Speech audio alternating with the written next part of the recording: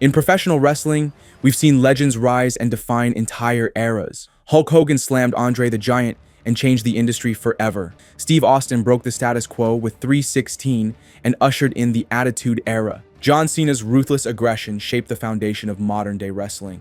And when Roman Reigns demanded acknowledgement, he forged an empire. They all created an era, a legacy that would never die. But every era must come to an end. The torch has always passed. Yet, this torch burns every hand it touches. And with it, a new story begins. One that can only be told by the next great pioneer. But Cody Rhodes, his story is different. It wasn't written in a boardroom. He wasn't handpicked to lead a generation. This isn't about the dead, it's about the living. It's about the 14 years it took me to go from undesirable to undeniable. While Cena and Roman were built for greatness, chosen and protected, Cody was never seen as more than a mid-carder. While others' legacies were drafted in Vince McMahon's office, Cody carved his own with blood, sweat, and rebellion. From undesirable to undeniable, every moment of his journey was earned. Now we are witnessing the story of the American nightmare, a journey that seems complete, a storybook ending to a lifelong struggle. But this is not where the story ends, because where dreams end, the nightmare begins. Every legacy carries a curse. The weight of the crown crushes those who bear it, and in the end, it breaks even the mightiest. This is the fall, redemption, and inevitable breaking point of WWE's homelander, Cody Rhodes. Cody Rhodes' story was always tied to legacy, and it began long before he ever stepped foot in the ring. Born into wrestling royalty as Cody Garrett Runnels Rhodes, he was the youngest son of the legendary American Dream, Dusty Rhodes. I just thank God that there are people like yourself come out to see the American Dream.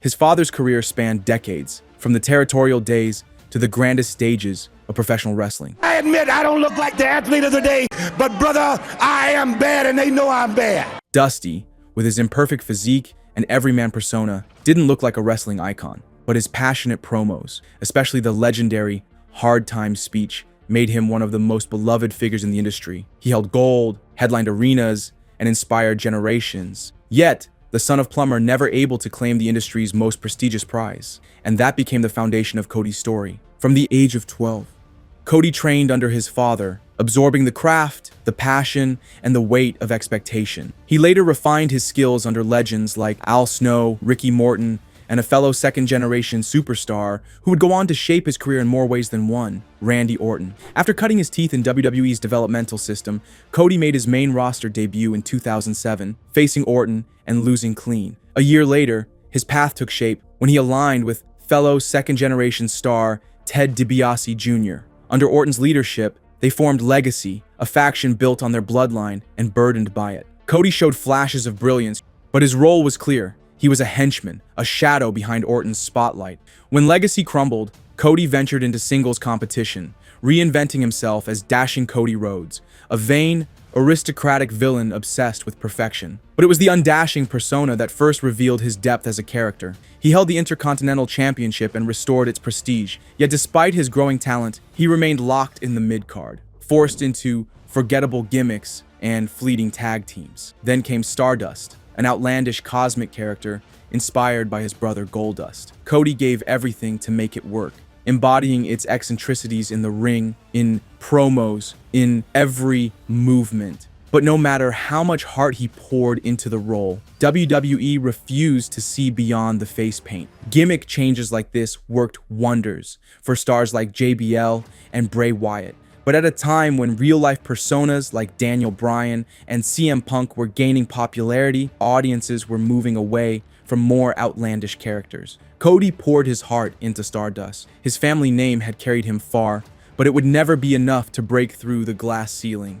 He felt frustrated, undervalued, and trapped. In 2016, Cody made the most defiant move of his career. He walked away. What followed was a journey unlike any other. Cody ventured into the independent scene, wrestling across promotions such as Ring of Honor, TNA, and New Japan Pro Wrestling.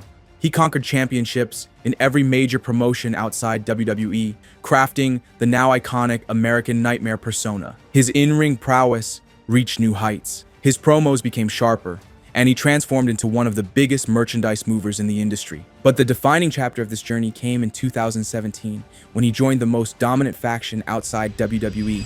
Bullet Club for life. Led by icons like AJ Styles and Finn Balor before him, Bullet Club had become a global phenomenon, a force that reshaped wrestling's landscape. Under Cody's leadership, its influence expanded further than ever before, stretching across every major promotion outside WWE. For the first time in his career, Cody Rhodes was not just part of a legacy, he was building one of his own. During this time, he formed a close bond with the Young Bucks and Kenny Omega, a friendship that would soon change the wrestling landscape forever. In 2017, Wrestling Observer's Dave Meltzer responded to a tweet suggesting an independent show could never sell out a 10,000-seat arena. Cody replied with confidence, promising to prove him wrong. What followed was All In, a groundbreaking event that I was fortunate enough to attend. It wasn't just an indie show, it was a movement. The event's success echoed far beyond the wrestling industry, catching the attention of billionaire businessman Tony Khan, owner of the Jacksonville Jaguars and Fulham FC. He saw the potential for something bigger and invested in what would become All Elite Wrestling. Cody co-founded AEW as an executive vice president alongside the Young Bucks and Kenny Omega. The promotion gained legitimacy with the addition of Chris Jericho, one of the greatest wrestlers of all time. It was the first real competition to WWE in decades. Its inaugural pay-per-view, Double or Nothing, featured Cody versus his brother Dustin Rhodes. In an unforgettable entrance, dripped with symbolism, Cody smashed a throne styled after Triple H, declaring war on WWE. The match itself was an emotional masterpiece, bringing fans to tears. After his victory, Cody stopped Dustin from retiring, asking him to fight by his side against the Young Bucks, extending his brother's career. Cody became a defining figure of AEW, facing both established legends and rising stars. He mentored a promising young talent, MJF. His first major feud was against AEW's inaugural world champion, Chris Jericho. During the build-up, Cody delivered one of the best promos of his career, coining the phrase undesirable to undeniable. However, he made a shocking declaration too. If I do not defeat Chris Jericho, I will never challenge for the AEW World Championship again. Fans assumed this meant a predictable outcome, but in a twist, Jericho retained the title after MJF betrayed Cody. This moment foreshadowed what was to come for Cody's journey. Cody then feuded with MJF, putting his body through hell, enduring lashes, fighting and defeating Wardlow in a steel cage, and ultimately getting his revenge at Revolution. Soon after, he introduced the TNT Championship, with Cody battling through a tournament. He defeated Shawn Spears and Darby Allin before besting Lance Archer in the finals to become the inaugural TNT champion. His reign showcased his brilliance in the ring, elevating talents like Sammy Guevara, Ricky Starks, and Eddie Kingston. However, despite his performances, the title always felt secondary, a consolation prize rather than the top prize he truly deserved. Cody's reign ended when Brody Lee demolished him to win the TNT championship. Cody took a brief hiatus before returning to reclaim the title, only to lose it again to Darby Allin. From there, his career spiraled into forgettable feuds with the likes of QT Marshall and Shaq O'Neal. The trend continued as WWE talents like Malachi Black and Andrade El Idolo arrived and dismantled him. At this point, it felt like Cody was as frustrated as the fans. I held every grain of the revolution in my hand, and each and every one of you cheer! Many expected him to turn heel, embrace the Homelander inside him, and finally challenge for the title, going against his words. But he remained defiant. His booking became increasingly disconnected, and despite being beloved by fans, he seemed to lack control over his own direction. The fans were eager for a change, yet it never came. Remember this moment because in wrestling, history always finds a way to present another opportunity. Cody briefly regained the TNT Championship from Sammy Guevara, but by then, the title had lost its significance. Despite being one of AEW's founding pillars, he was never truly presented as the face of the company.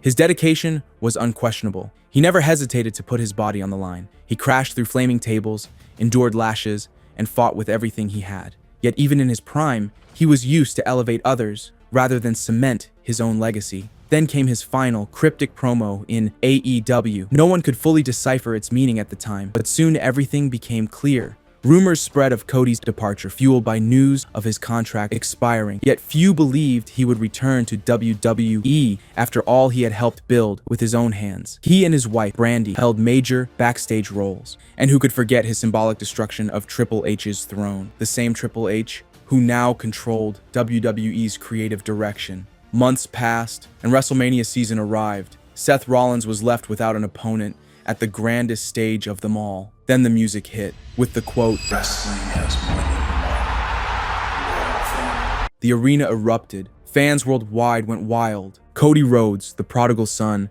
had returned to finish the story his father couldn't, and this was just the beginning.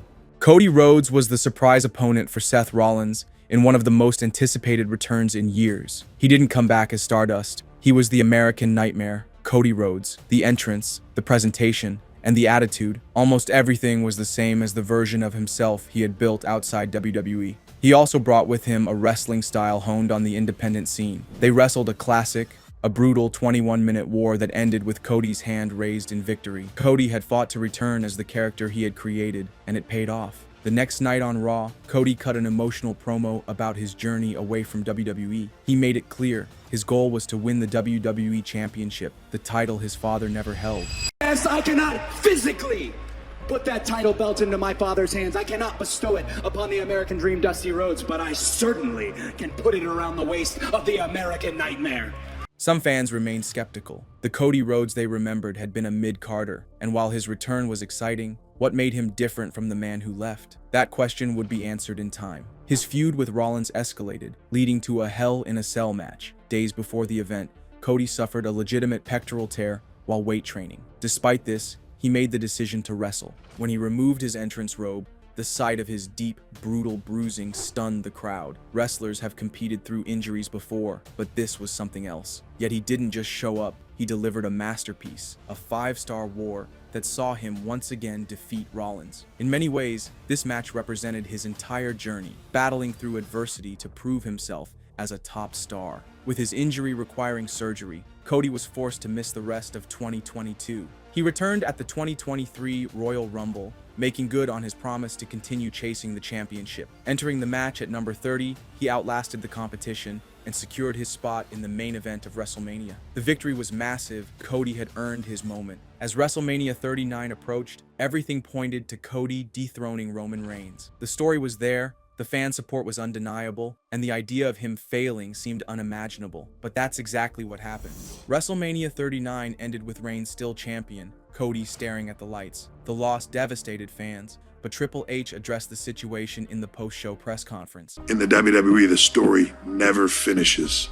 For Cody, it was another obstacle, another setback in a career built on overcoming them. Instead of fading into the background, he pushed forward, wrestling consistently, cutting some of the best promos of his career, and proving that he wasn't just playing the role of a top guy, he was one. His path led him to a brutal rivalry with Brock Lesnar. The Beast took personal offense to Cody's presence and sought to destroy him. The war culminated at SummerSlam, where Cody not only survived, but decisively defeated Lesnar. What followed was even more impactful.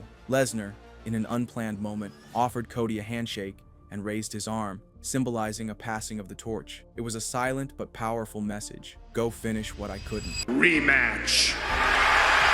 Heading into the 2024 Royal Rumble, Cody was the favorite, but the landscape had changed. CM Punk had returned, adding another layer of uncertainty. Yet when the dust settled, Cody won his second straight Rumble, and all signs pointed to him challenging Reigns at WrestleMania 40. This time, nothing could stop him, or so it seemed. The long-rumored match between Roman Reigns and The Rock suddenly became a reality. With The Rock now a key figure in WWE's parent company, TKO, the opportunity to book him in a marquee WrestleMania match was too tempting to ignore. In a shocking moment, Cody shook The Rock's hand and stepped aside, seemingly giving up his chance to challenge for the championship. Fans erupted in outrage. For years, Cody had been the obvious choice to dethrone Reigns, and now he was taking that away in favor of a dream match. But Cody hadn't truly stepped aside. He had set the stage for something even bigger. The Rock made the feud deeply personal, tearing down Cody's legacy in promo. Then, it got physical. WrestleMania 40 arrived, a spectacle unlike any other. The night before,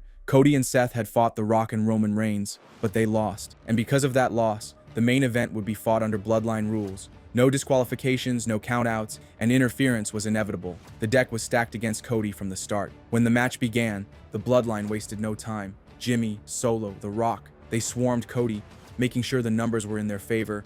But Cody had his own reinforcements: Seth, Jay, and then the unexpected John Cena and The Undertaker. The war was chaos. Bodies fell, the ring shook, but when the dust settled, only two remained. Cody saw his moment. One crossroads, another, and another. 1, 2, 3. The tribal chief had fallen. Cody had done it. He fought through The Rock. He survived Roman Reigns. He shattered the bloodline's reign once and for all. The championship that had eluded his family for generations was finally in his hands. Once overlooked, once dismissed as a mid-card act, now he stood as the face of WWE. Now we are living in the Cody Rhodes' era. For the past 2 years, Cody Rhodes hasn't just carried WWE, he's redefined what it means to be champion. No part-time schedule, no protected matches. Every night, he's in the trenches, delivering wars that leave his body shattered and the crowd breathless. House shows, premium events, autograph lines stretching past midnight. It never stops. When the company calls, Cody answers, not because he has to, but because he swore he would. The crown grows heavier, the weight crushes harder. Every night, another classic. Every week, another war. We saw it at the Royal Rumble. After surviving Kevin Owens, something in him snapped. The Alabama slam through the ladder wasn't strategy. It was punishment. As he stood over Owens' broken body, title raised high, his eyes were empty, like a man who finally understood the price of being everything to everyone. The dream is finally over. Now, the American nightmare has become the reality. The cracks are spreading. The smile fades a little more each week. The promos cut deeper. The matches end with unnecessary violence. He's still their champion, still their hero, but something dark is taking hold. Cody won't break with a betrayal. He won't snap with a chair shot. He'll simply become what the business always creates: a monster who thinks he's still the hero. And when that moment comes, we'll all realize what he's known for a long time. You either die a hero or live long enough to see yourself become the Homelander. If you enjoyed the video, make sure to leave a like and subscribe so we can bring you more in-depth stories like this. See you in the next one.